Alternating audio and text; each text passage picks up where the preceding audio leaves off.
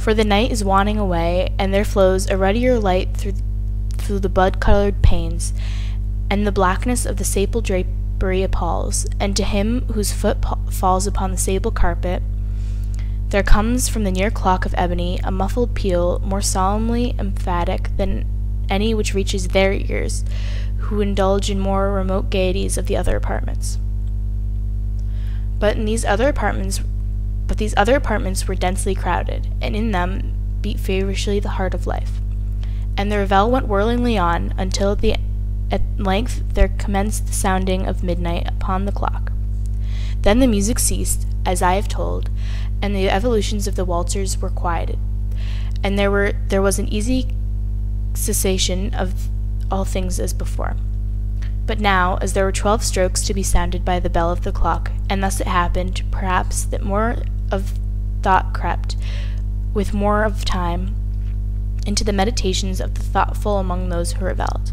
And thus, too, as it happened, perhaps, that before the last echoes of the last chime had utterly sunk into the silence, there were many individuals in the crowd who had found the leisure to become aware of the presence of a masked figure which had arrested the attention of no single individual before.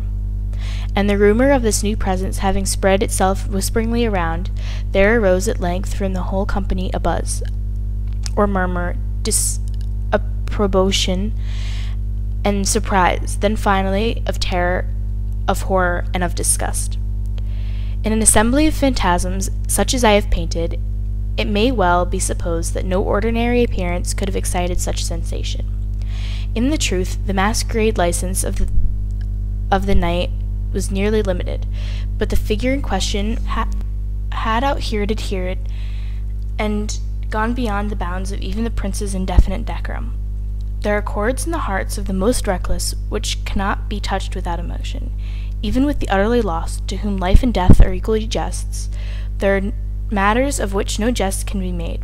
The whole company, indeed, seemed now to feel that in the costume and bearing of the stranger neither wit nor propriety existed. The figure was tall and gaunt, and shrouded from head to toe in the habiliments of the grave. The mask which concealed the visage was made so nearly to resemble the countenance of a stiffened corpse that the closest scrutiny must have had difficulty in detecting the cheat. Yet all this might have been endured, if not approved, by the mad revellers around. But the mummer had gone so far as to assume the type of the Red Death. His vesture was dabbled in blood, and his broad brow, with all the features of the face, sprinkled with the scarlet horror. When the eyes of Prince Prospero fell upon the spectral image with a slow and solemn movement, as if to more fully sustain its role, stalked to and fro among the waltzers, he was seen to be convulsed, and in the first moment with a strong shudder either of horror or distaste, but in the next his brow reddened with rage. "Who dares," he demanded hoarsely of the courtiers who stood near him, "who dares insult us with this blasphemous mockery? Seize him and unmask him, that we may know whom we have to hang at sunrise from the battlements." It was in the eastern or blue chamber in which stood the Prince Prospero as he uttered these words. They rang throughout the 7 rooms loudly and clearly, for the prince was a bold and robust man, and the music had become hushed at the waving of his hand. It was in the blue room, where stood the prince, with a group of pale courtiers by his side. At first, as he spoke, there was a slight rushing movement of this group in the direction of the intruder, who at the moment was also near at hand, and now, with a deliberate and stately step, he made closer approach to the speaker. But from a certain nameless awe with which the mad assumptions of the mummer had inspired the entire party, there were found none who put forth a hand to seize him, so that, impeded, he passed within a yard of the prince's person, and, while the vast assembly, as if with one impulse, shrank from the centres of the rooms, made his way uninterruptedly, but with some of the same solemn and measured step which had distinguished him from the first, and through the blue and purple chamber, through the purple to the green, through the green to the orange, and through this again to the white, and thence to the Violet, ere a decided movement had been made to arrest him. It was then, however, that the Prince Prospero, maddening with rage and shame at his own momentary cowardice, rushed hurriedly through the 6 chambers, while none followed him on account of a deadly terror that had seized upon them all.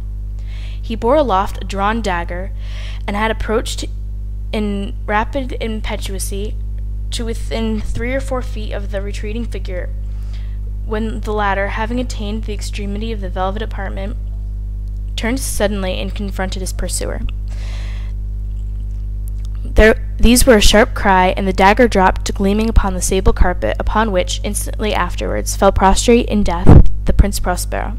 Then, summoning the wild courage of despair, a throng of the revellers at once threw themselves into the black apartment, and, seizing the mummer, whose tall figure stood erect and motionless within the shadow of the ebony clock, gasped in unutterable horror at finding the grave cerements and corpse-like mask from which they handled with so violent a rudeness, and tainted by any tangible form. And now was acknowledged the presence of the Red Death. He had come like a thief in the night, and one by one dropped the revellers in the blood-bedewed halls of their revel, and died each in the despairing posture of this fall. And the life of the ebony clock went out with that the last of the gay, and the flames of the tripods expired. The darkness and decay and the Red Death had held illimitable dominion over all.